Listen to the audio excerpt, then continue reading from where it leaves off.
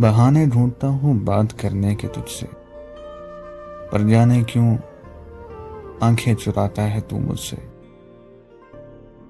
مجھ سے ہے کوئی شکایت یا شکوہ ہے خود سے؟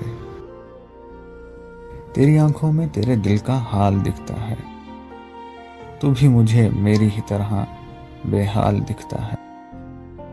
تو وہ چاند ہے جس کو میں پانا نہیں چاہتا، پر تجھے دیکھنے کا ایک بھی موقع گوانا نہیں چاہتا۔ تجھے دور سے چاہنا منظور ہے مجھے، میری اس عبادت پہ غرور ہے مجھے۔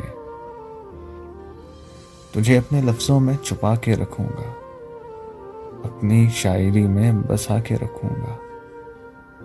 چاند سا ہے تو، تیری چاندنی نہیں، میں خود کو زمین بنا کے رکھوں گا۔